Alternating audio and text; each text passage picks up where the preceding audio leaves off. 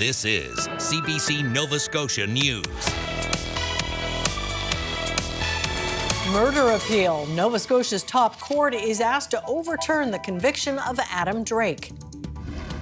Derelict buildings. CBRM looks to find landlords who aren't maintaining their vacant properties. And poisoned pigeons. Why a Nova Scotia Wildlife Rehab Centre is seeing these sick birds. And the clouds are coming back, and so are our rain chances. I'll let you know when and where to expect the rain coming up. Good evening. Nova Scotia's highest court has reserved its decision in the case of a Halifax man who's appealing his murder conviction. Adam Drake was found guilty of first-degree murder in the 2016 death of Tyler Kaiser. His lawyers argue there were a lot of mistakes on the way to that conviction. Blair Rhodes reports, and a warning, this story includes security footage of the shooting. Adam Drake's case took a long time to come to trial, 62 months from the time he was first charged. His lawyers say that delay violated his charter right to be tried in a timely manner, and that's one of the key arguments they're making in his appeal. They told the Court of Appeal that most of the blame for the delay rests with the Crown. It is our submission that the conduct of the Crown cannot be described as anything but complacent. As we will see, most of the delay of almost 62 months, that's over 5 years, was caused or contributed to by the Crown. Tyler Kaiser was out with his girlfriend the night he was killed. They were just returning to the halfway house where he was staying when he was attacked. Video of that moment was played at Drake's trial. It can be pretty intense to watch. We're going to show it to you now. His SUV pulls into a parking lot on Gottingen Street when a man on foot opens fire. The gunman then flees into the night. Drake's lawyers say the evidence identifying him as that gunman isn't strong enough to support the conviction. Despite a 2-year extensive investigation, there was not a single piece of independent or forensic evidence to link Mr. Drake directly to the crime. The conviction relies heavily on evidence from a man who was standing on that street during the shooting, Morgan Harrington. Harrington has a lengthy criminal record and was facing new charges around the time of Kaiser's murder. He initially didn't cooperate with police. Drake's lawyers say he only started cooperating when he saw it could benefit him. More than 2 years later, in January of 2019, facing significant drug, tax, and assault charges, looking down the barrel of a significant federal penitentiary sentence, impecunious, he decided it was time to take advantage of an opportunity that had been presented to him by the Halifax Police Service. But the Crown says the trial judge looked carefully at Harrington's reputation before accepting his evidence that the gunman was Drake. Is the trial judge's credibility assessment of Mr. Harrington not supportable on any review of the evidence? And I would say quite the opposite. Drake's legal problems don't end with this case. He was also convicted of second-degree murder in the killing of famed battle rapper Pat Stay. Blair Rhodes, CBC News, Halifax. The Nova Scotia government unveiled the fleet of 5 aircraft it's contracted for this year's wildfire season. It includes 4 fixed-wing water bombers and a coordination plane. The Natural Resources Minister says the planes will be a valuable resource as wildfire season begins. As we head into this season, there is always an element of uncertainty. We cannot control the weather, and we cannot eliminate risk entirely. But what we can control is how we are prepared. And today, we are even more prepared than we were yesterday. The Director of Fleet and Forest Protection for the province says having aircraft based in Nova Scotia will help with fire response. Initial attack is very important. The quickest we can get on those fires, the better. Having them here to help us right away will certainly help us speed up the attack and put these fires out right away. The 1-year contract with Forest Protection Limited of New Brunswick is worth $6.5 million. It covers housing and maintenance of the aircraft in Debert, pilots, and operational staff. The funding was first announced as part of the provincial budget. The province has the planes until the end of September, but can extend if needed. Opposition politicians say the Nova Scotia government needs to revisit the criteria for the heating assistance rebate program. This winter, the province turned down more than 18,000 applicants. At the same time, it used only 2/3 of the program's $32 million budget. The program is administered by Service Nova Scotia.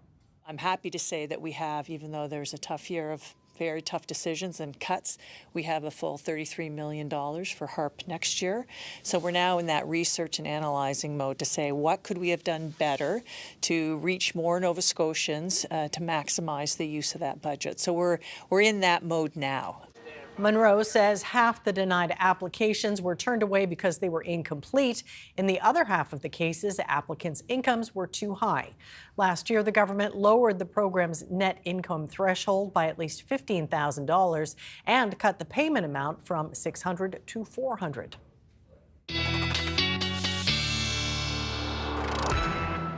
And Tina Simpkin is here now to talk weather. Lots of sunshine today, Tina. Oh, it felt pretty good. The wind was a little bit brisk at times, but at least we got back to some sunshine, and that allowed the temperatures to warm up a little bit. We saw the winds gusty this morning, and it was a cool start, but as we headed into the afternoon, our temperatures warmed up quite nicely, and most of the temperatures not quite where we should be for this time of year, but it definitely is an improvement, getting up to around 15 degrees in Halifax, 12 in Canso, around 14 in Amherst and Sydney, climbing to 12 degrees, even though it was a rainy start for the most part of the day, I should say. Another system is on the way for tonight. We've got some clouds already starting to push into the western tip of Nova Scotia, and these clouds are going to continue to move their way in. A chance for a shower this evening is possible in the west, and then by tomorrow morning, as the system moves in from west to east, slowly but surely, it will keep those rain chances in the forecast overnight tonight, and we'll also keep the clouds pretty thick. Now, for tomorrow, temperatures will not be so bad. In fact, I think they'll be a little bit warmer than today. Some sunshine is expected, but we're also still holding on to rain chances. I'll talk more about the weekend forecast coming up, as well as our rain chances for tomorrow. We'll want to know. Thanks, Thank you, Tina. The CBRM is looking at putting fines in place for landlords who have vacant buildings in downtown Sydney. With the number of cruise ships increasing and tourist numbers rising, concerns about derelict buildings in downtown Sydney are growing. Kyle Moore has the story. The cleanup was underway on Charlotte Street in downtown Sydney after a window in this vacant building shattered, crashing below. Somebody's irresponsible up there for not protecting the glass in the building and maintaining the maintenance of it. Larry Donovan was walking by when he heard the crash. He says the pane of glass nearly hit him. I don't want to get a piece of glass fall down on me. And anybody that, we got the ships coming in, the tourists coming, they come up on Charlotte Street. It's the main drag. It's like, this got to be fixed ASAP. The owner of the former bargain shop says the damage was dealt with immediately and all other windows checked to ensure there was no further issue. To my knowledge, I'm not aware of anybody being inside the bargain store building. I'm not aware of any access points in the bargain store building, and that owner has been very responsible. CBRM councillor for the area, Eldon McDonald, says the municipality is looking at steps to address storefronts that have been left vacant for years. Whether it's referred to as a fine, and that fine escalates, that if it's empty for 1 year, it's this much. If it's empty for 2 years, it's it. And then if it's empty for 10 years, then that fine that started in the first year is far higher in the 10th year. The CBRM is currently dealing with hundreds of derelict or dangerous buildings in the municipality. The responsibility for keeping them up to code falls on the property owners. Ed Gillis owns a business next door, which currently sits between two vacant buildings. He says the downtown is still recovering from the pandemic. We do. That's because it's difficult to make a go at it. Once again, the malls and Walmart and various stores like that draw a lot of business away, and there's only so much money out there floating around. Gillis says as long as the vacant buildings are maintained, he's not concerned and hopes businesses will fill the empty storefronts soon. Kyle Moore, CBC News, Sydney. Well, after months of uncertainty, school librarians in Halifax have an answer for how their jobs will be funded.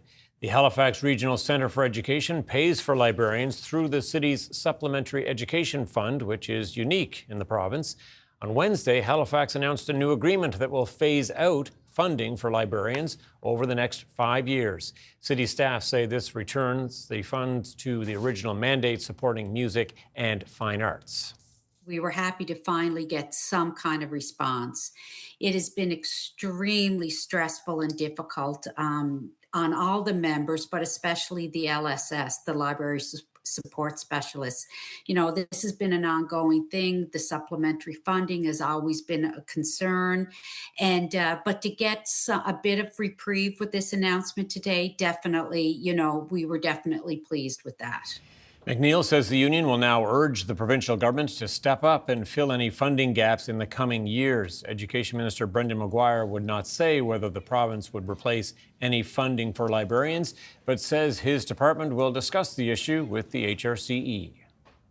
Halifax will look into cutting city fees for sidewalk patios in a move to help local businesses. On Tuesday, Council unanimously passed Mayor Andy Fillmore's motion for a staff report on the issue.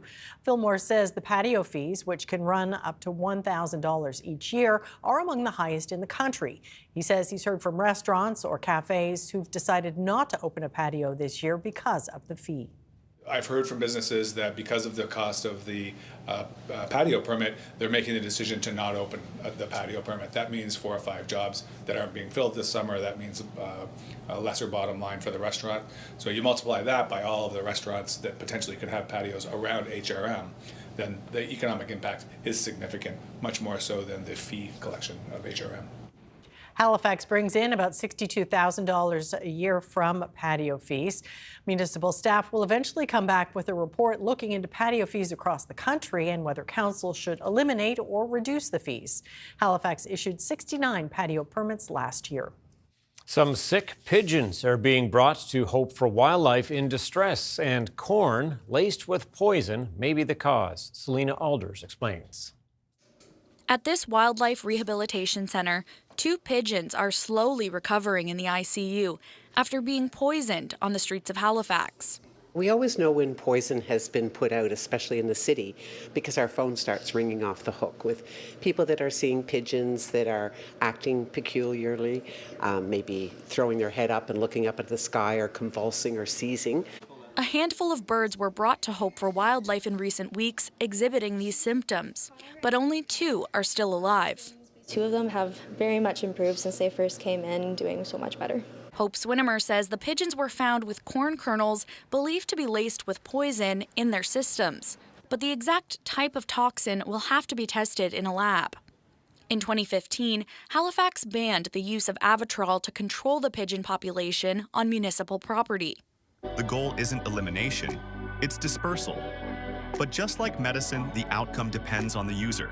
It's described by the manufacturer as the leader in effective bird control, meant to target a bird's central nervous system. But the product has also been banned in other major cities like New York and San Francisco due to animal welfare concerns.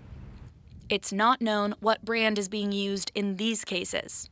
Kara Warren encountered a struggling pigeon on a sidewalk and took the bird into Hope for Wildlife. I originally thought it hit a window because it was acting very lethargic, acting very odd, and was clearly trying to fly but couldn't. And was just kind of walking in circles, very abnormally. But then he started throwing up corn. But despite her efforts, the bird didn't make it. There is many proven deterrents for birds, or just live with it. We're in a city.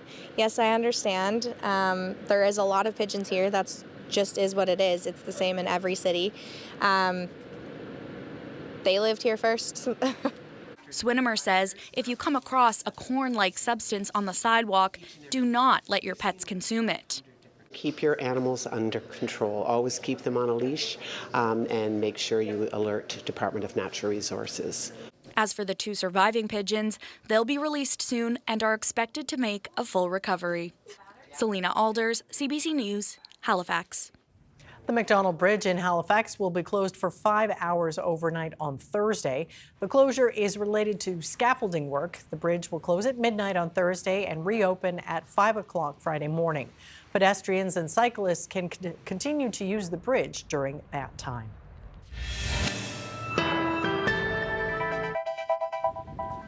Things are blooming at the public gardens.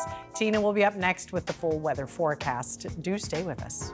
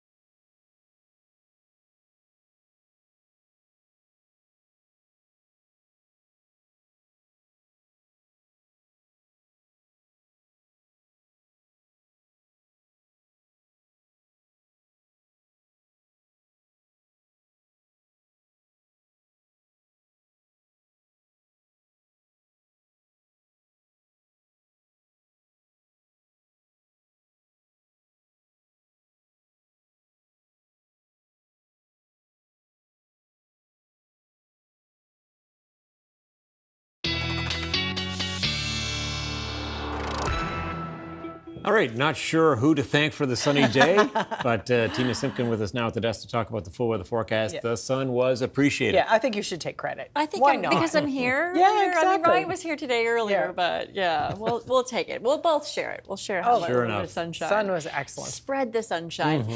We do have some clouds that are already starting to fill the skies across western Nova Scotia, and it's ahead of our next system that will be visiting us tonight, early tomorrow morning, and it's going to be a little bit unsettled for the next couple of days with rain chances in and out of the forecast, and that includes the weekend, not all of it, but a little bit of it. In the meantime, with the help of that sunshine, our temperatures are still pretty warm. Not quite where we should be for this time of year, but we got some sunshine and we had some winds today too. They were a little bit gusty.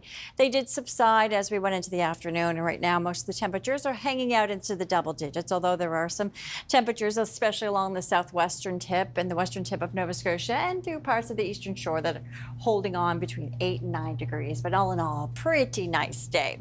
So we've got some changes that will be heading in our direction, and it's already starting to occur. If you take a look at the satellite radar composite from the last 6 hours, you can start to see the clouds starting to push their way into the western tip of Nova Scotia.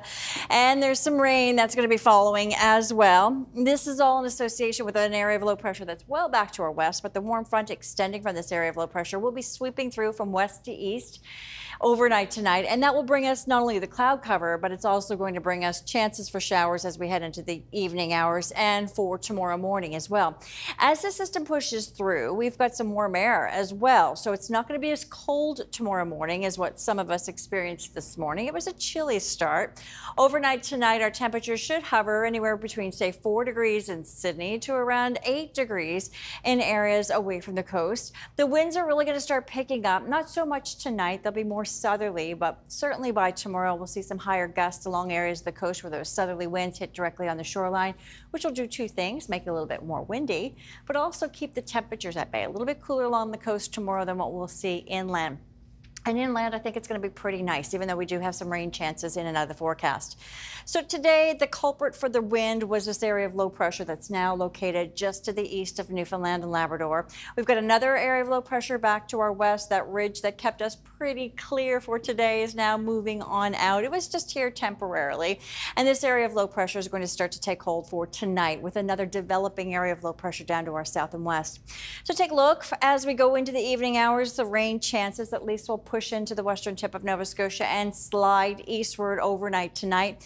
Not rain for everyone, but we'll hold on to chances for showers in the forecast for tonight. And then I think by tomorrow midday and into the early afternoon, although this depicts a lot of cloud cover, I do think there will be some breaks in the clouds from time to time, meaning we will see some sunshine. Southerly winds initially for tomorrow, but as we head into Friday, we've got a system that will be off the coast of Nova Scotia. Earlier this week, it looked like that system will be making its way onshore, bringing a whole lot of rain, but most of the energy now looks like it's going to stay off the coast, which has been a typical pattern, not only for the winter, but now into the spring with these lows off the coast of Nova Scotia. So this continues off towards the north into the east, and we'll keep those rain chances in and out of the forecast, especially Friday night into Saturday morning. But I think by Saturday afternoon, we'll clear out, and that means some warmer temperatures. In fact, warmer temperatures are going to be experienced for tomorrow with daytime highs anywhere from about 10 degrees along areas of the coast, again, where those southerly winds hit directly on the shoreline, to around 18 degrees inland.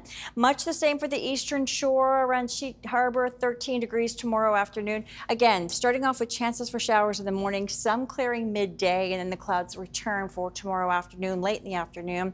Look at these daytime highs, though, into the mid to upper teens for daytime highs tomorrow. We haven't seen those in a while, especially this wide spread.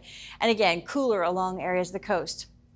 Showers for tomorrow possible in the morning, and then again late in the afternoon, mixed with some sunshine, highs of around 15 degrees. Then on Friday, we have periods of rain in the forecast. So we'll see some rain showers in the morning, then again in the evening.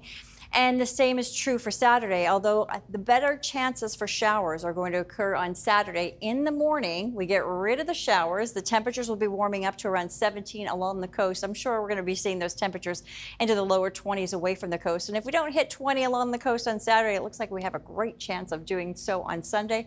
And the warmer temperatures and sunshine are going to continue Sunday, Monday, even into Tuesday of next week. That's good news. It's all sounding pretty good. Thanks, Tina.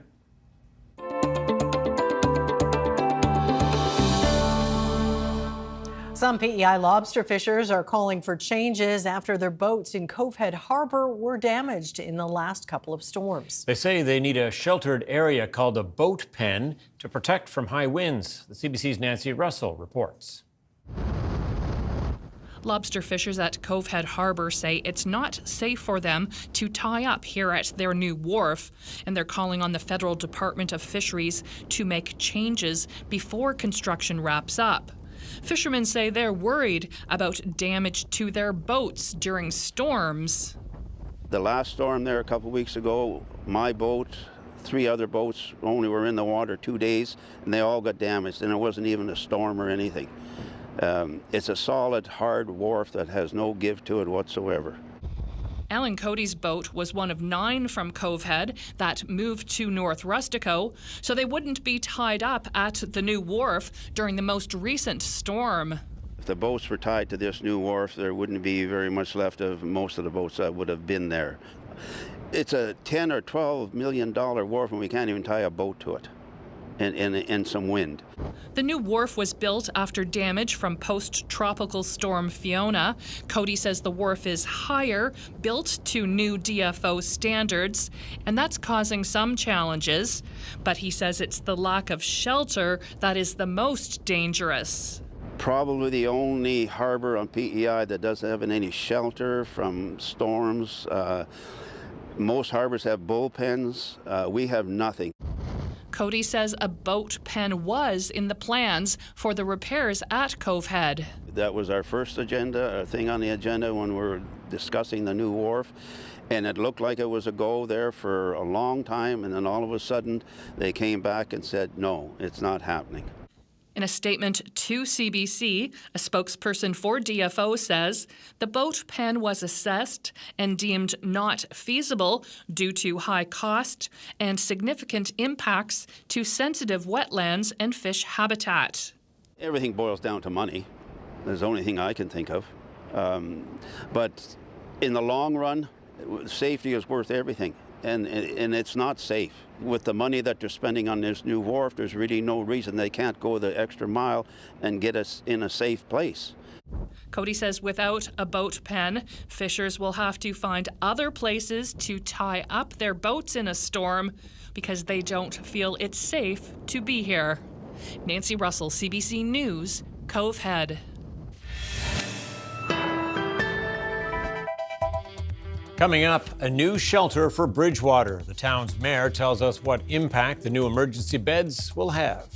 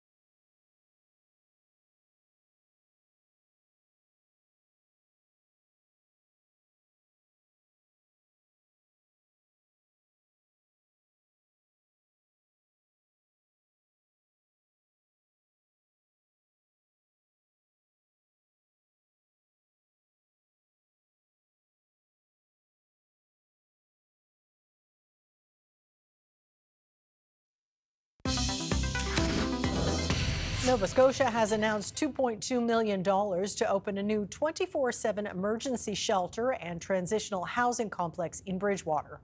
The town used to have a daytime drop-in center called Cedar Place in the downtown, but it closed in March. For more on this, we're joined by Bridgewater Mayor David Mitchell. So I understand there were quite a few complaints about Cedar Place, and the locals were a bit relieved when it closed. I'm just wondering what some of the issues were there. Yeah, so Cedar Place was just a drop-in operated by the John Howard Society, and it was right in our downtown core. And the complaints were everything from crime. We had a huge spike in break-ins, property theft, commercial theft, to drug use, like open drug use in the street, violence, fights, people just stepping out into traffic. We did have one fatality last summer, a drowning. So just an increase in overall crime in the community that could directly be led back to that facility. Well, how will this new complex called The Landing be different?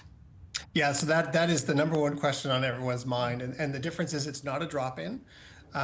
It's not a come and go kind of free for all. There will be rules and accountability in place. So we didn't see that at the other, at the drop-in. So there will be that accountability. It is a shelter, so it is a 24-hour shelter. So again, it's the clients that are at the evening shelter are also there during the day. So that it's not that group that just kind of comes into town and as we saw, conducting some business, usually illegal business, and then leaving. This is for people who need the service. And then again, there's the wraparound services, and these are all delivered by South Shore Open Doors Association, so a different operator, which is also key. Well, what kind of services are going to be offered there?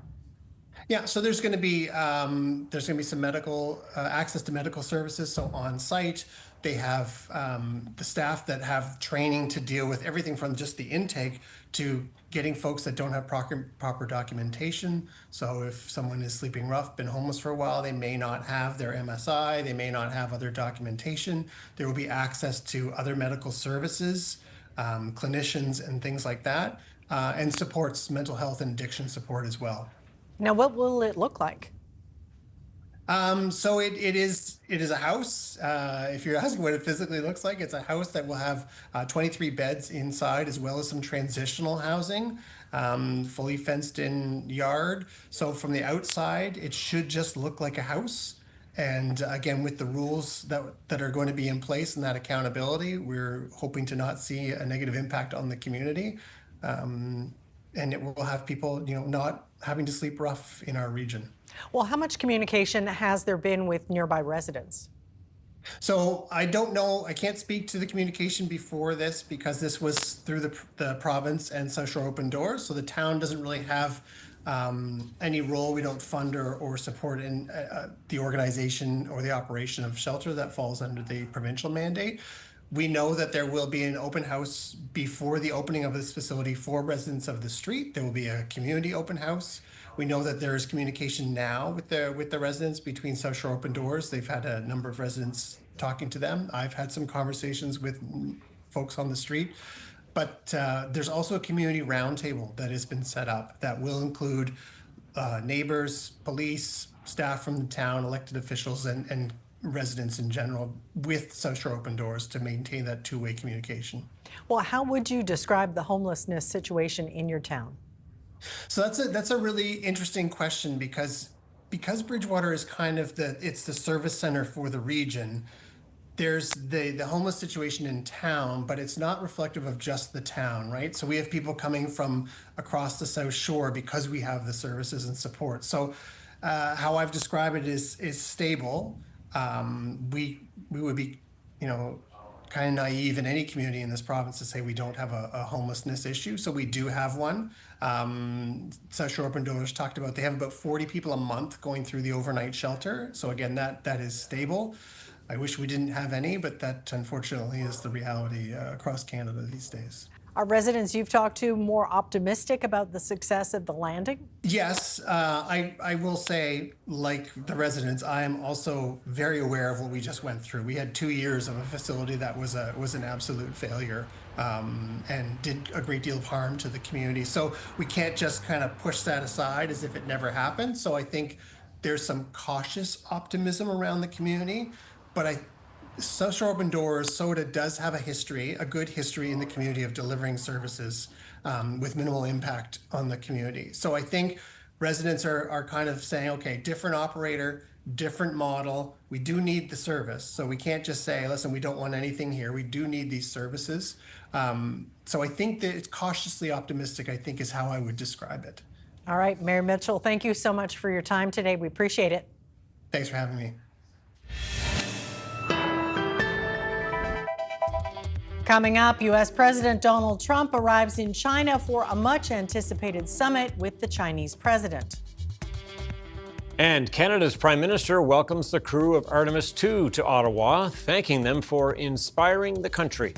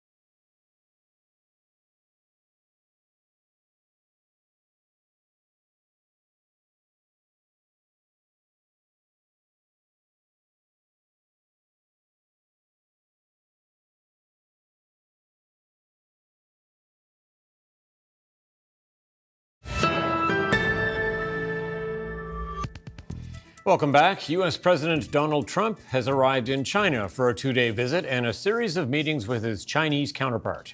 The leaders of the world's two largest economies are expected to discuss a number of international issues, but Trump is making it clear talking trade is his priority. Lisa Shing reports. The U.S. president receiving a red carpet welcome as he landed in Beijing. Ready for a high-stakes, highly anticipated summit with Chinese President Xi Jinping. Trump traveling with a contingent of business leaders, including Elon Musk, writing on Truth Social, he's there to make deals, to open up China so that these brilliant people can work their magic. A lot has changed since Trump was last here almost a decade ago. The war in the Middle East, for one. Trump widely expected to ask China, Iran's biggest oil customer, to pressure Tehran to reopen the Strait of Hormuz, though he did not admit it. I don't think we need any help with Iran. As Trump is set to tour the Temple of Heaven where emperors cemented their political legitimacy, the symbolism looms over the fragile bilateral relationship. Trump appears to center everything around his own views, says this tourist. After years of mistrust and competition between the world's biggest economies, Beijing, positioning itself as a global leader, is calling for calm. The two sides need to provide greater stability for economic and trade cooperation, said China's foreign ministry. While this visit may not end with a broader trade deal, a win for Trump would be China buying more U.S. goods like soybeans, oil, and natural gas. The opportunities are short-term opportunities. This analyst says China would welcome Washington easing export controls on advanced AI chips and stronger language against Taiwan's independence. But the fundamental differences, she says, won't be addressed. I don't see that China-U.S. decoupling or competition in the long term can be changed. China also holds some key leverage, a near monopoly on rare earth minerals mining and processing. Beijing has successfully used it in retaliation to Trump's tariff war and may not be afraid to do it again. Lisa Sheng, CBC News, Toronto. Canadian troops are training in Europe for a new kind of warfare. They're taking part in a NATO exercise using drones, but not the kind you might be used to seeing in the air. CBC's Murray Brewster has the details from Latvia. War as we know it, and war as it is becoming. This is the brain of the exercise. For Latvian and Canadian troops, this remote control fight is a steep learning curve, and in this command center, a major NATO exercise meant to get them up to speed. There will be a lot of lessons learned and lesson identifies, how to incorporate them and how to better use in order to achieve our mission or our tasks. In Ukraine, the first wave of the drone revolution came from the sky. This next one is crawling, unmanned ground vehicles, or UGVs for short. The test is the first of its kind carried out by the two allies, and it's changing how armies plan, move, and fight. It is impossible to fight without this UGVs. We wouldn't survive without it. I believe that these unmanned systems are the future, because one way or the other, it's cheaper than the people's lives. Much of the instruction here is being carried out by former Ukrainian soldiers. A reversal of roles, demonstrating uncrewed systems can clear wounded soldiers, carry supplies, blow holes in razor wire, and guard intersections. The exercise comes as Latvia faces a separate drone crisis. 2 Ukrainian combat drones crashed in the Baltic nation last week, apparently, says Ukraine, nudged off course by Russian jamming and interference. The lack of air defense cost the defense minister his job, but also raises concerns about the automation of these uncrewed systems, fears the Latvian and Canadian militaries are trying to quash. I wouldn't get into the sci-fi idea of robots fighting robots and we're just kind of, hundreds of kilometers from the front. The drone incident on the Latvian border and this military exercise are dramatic illustrations of how much ground both NATO and Canada have to make up in order to fight the kind of warfare that Ukraine and Russia have already mastered. Murray Brewster, CBC News, at the Salonia Training Range, Latvia. Several Canadian cities are competing to be the home of a new international defense bank where NATO members and its allies will access financing for security projects. Kate McKenna takes a look at the pitches and what's on the line. Ontario has launched a campaign to make Toronto the headquarters of a new multinational defense bank. There's only one city in Canada that can truly provide everything the bank needs, and that city is Toronto. Toronto, one of 5 potential hosts for the new bank. The others are Vancouver, Halifax, Montreal, and Ottawa-Gatineau. I think it's a really interesting indicator of perceptions of seriousness out of the Carney government in defense. The bank will be headquartered in Canada. It's expected to offer financing for defense projects, serve at least 19 countries, and create about 3,500 high-paying jobs. It's a potential source of capital for folks in the defense industry or potentially interested in moving there. We have a bilingual workforce, an international workforce. Ottawa's mayor didn't seem bothered that Ontario's premier endorsed Toronto. I respect the fact that there are people who feel that it should go in Toronto because that's the perceived fiscal and financial capital of the country. Ontario is also being accused of trying to sabotage Montreal's bid, saying Quebec could soon vote in a referendum to leave Canada. I would say that, first of all, we're not going to engage in campaigns of fear, for starters. We have the strengths and the maturity to receive international organizations, bottom line. The only thing that this bank needs right now is have the economics and the diplomacy. So we're the only city that can give both. Doug Ford says he doesn't believe in attacking other applications. Well, I say go Habs. You know, Montreal's great. Meanwhile, BC is pitching itself based on location. We will be the economic engine of this amazing place we call home. And part of that will be hosting multilateral institutions, given our new central location between our allies in Asia and our allies in Europe. The federal government says it doesn't have a timeline yet on when the host city will be chosen. Kate McKenna, CBC News, Ottawa. In London, plenty of pomp and circumstance for the opening of Parliament, with King Charles delivering a speech outlining the Labour government's agenda for the year ahead. My ministers will take decisions that protect the energy, defence and economic security of the United Kingdom for the long term. The speech noted how an increasingly dangerous and volatile world threatened the UK and how the nation's energy, defence and economic security would be tested. The ceremony unfolded amid mounting calls for British Prime Minister Keir Starmer to step down following his party's disastrous results in local and regional elections last week. Police in Sussex, England, are asking people to refrain from speculation after the bodies of 3 women were recovered from the ocean off Brighton Beach. Police and paramedics and the Coast Guard were called to the seafront early in the morning over concerns about people in the water. 3 unidentified women were declared dead at the scene. The surrounding area has been closed while police investigate, including gathering CCTV from nearby homes and businesses. The Professional Women's Hockey League is expanding again. Just a week after announcing a new team in Detroit, the PWHL is adding 2 more teams for next season, one in Ontario, the other in the southwestern U.S. Sheehan Desjardins reports.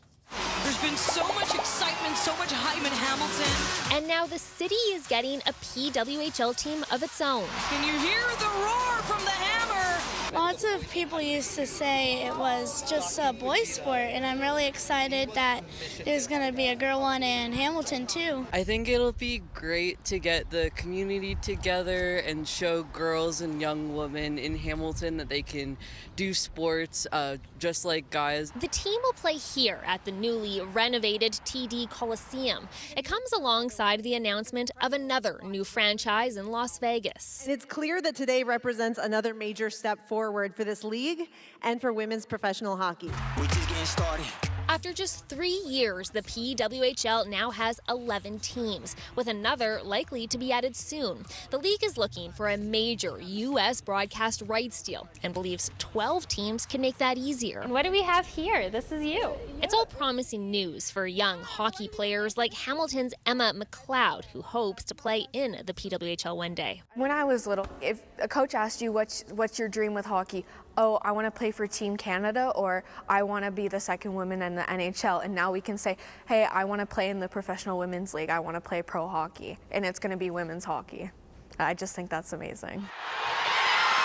And she's not alone. Fans and hockey experts agree the league is doing things right.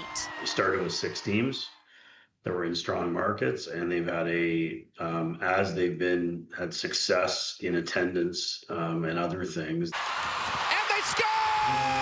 It appears to be driving more girls to hockey in general, too. Goaltenders are always hard to come by. According to Jim Kerrigan with the Hamilton Hawks, a girls' league.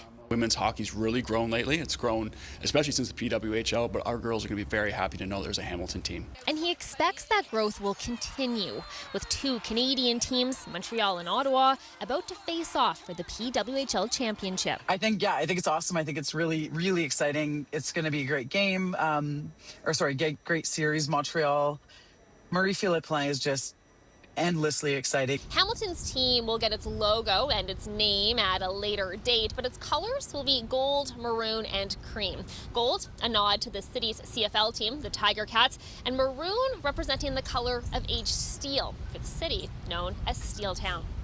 Chien Desjardins, CBC News, Hamilton, Ontario. The mood in Ottawa over the moon, thanks to the crew of the Artemis II space mission who were in the capital to share stories from space. Ashley Burke has that story. So here, sir, is the flag that flew with us around the moon. The crew of Artemis II in Canada after traveling farther from Earth than any human in history. Thank you for inspiring us all. The Prime Minister giving Canadian astronaut Jeremy Hansen the flag that flew on Parliament Hill the day they safely came home. I felt like Canada was with us as we flew around the moon, and the fact that this was flying that day, this means a lot. 3, 2, 1, booster ignition. The astronauts blasted off last month. The crew of Artemis II now bound for the moon. A 10-day mission unlike any other. We are 201,726, now 25 nautical miles from planet Earth. The crew slingshotting around the far side of the moon. I found myself noticing not only the beauty of the Earth, but how much blackness there was around it. Hansen, one of 4 astronauts, helping pave the way for future moon landings. We have this on board. Entering the Earth's atmosphere. After their big return, Integrity splashdown. they toured the U.S. What you've done at NASA, I made a great choice. From the Oval Office to late-night talk shows. So just go ahead and work for the next 12 hours. We get very busy. No. Now their first public appearance in Canada. The moment we went behind the moon and lost communication with the Earth, and one of the things that we decided to do was have a maple cookie. The crew sharing moments of utter disbelief. The human eye saw that was very hard to comprehend. It was seeing the fully eclipsed, three-dimensional, matte black moon directly out the window, and it is just pulling us around it. It was crazy. Canadian astronaut Jenny Gibbons was on the ground speaking to the crew in space. This mission shared the human experience. Their message to the crowd clear. This was just an affirmation that everybody knows this is true. We're better together. We're better when we create. Some bringing home profound messages. Everyone that we've ever loved lives on this planet, so it behooves us to protect it. The astronauts showing the next generation the best of humanity and beyond. Ashley Burke, CBC News, Ottawa. Before the break, here's a look at how the markets did today. Canada's main stock index fell nearly 250 points amid broad-based losses, while U.S. markets were mixed.